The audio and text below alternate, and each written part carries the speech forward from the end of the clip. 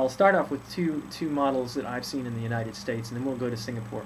So two of the models that I think are very exciting, one's called BlufftonToday.com, and the other one is MyMissourian.com. Now these are very small sites and on very geographically specific areas. Bluffton is a small resort community, retirement community in South Carolina. My Missourian's done at Columbia, Missouri. It's actually a part of the professional journalism program at the University of Columbia.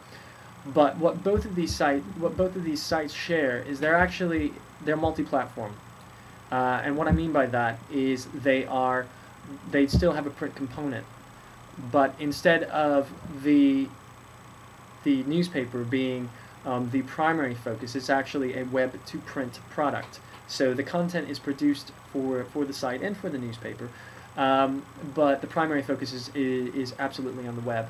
And furthermore, it's a hybrid product, meaning that there is a mix of community-generated content and staff-created content, which I think is incredibly important. If you have something significantly different to offer them, then that is your unique selling proposition. And unfortunately, I think there is a certain lack of awareness or possibly even honesty that news is not necessarily a unique selling proposition anymore. It's not providing the type of experience that people really crave.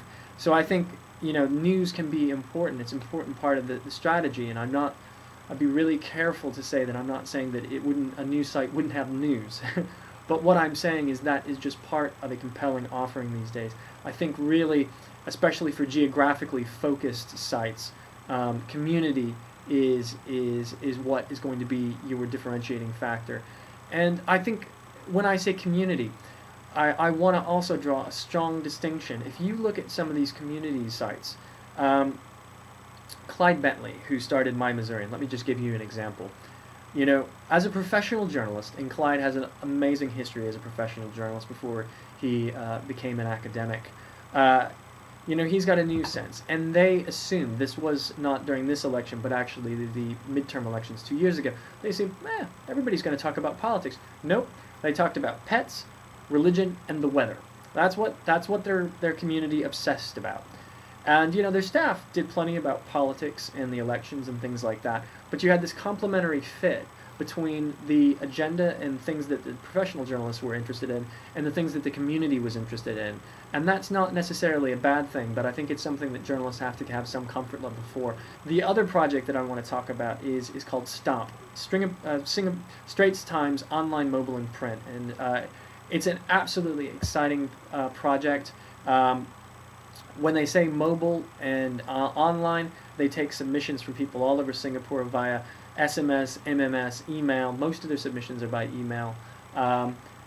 Videos. They've got their own staff blogs that talk about things like food and entertainment and some light cultural issues. It's been a huge success. Absolutely, it is an award-winning site. It has attracted a demographic that was not reading the paper. Again, they're exposed to the Straits Times journalism, but the focus is much more on the community. But it's a great site, something really great to look at. And all of these projects have, community is the center of the proposition. There's a strong focus on community building and building that community, building that critical mass. And there's also a multi-platform strategy.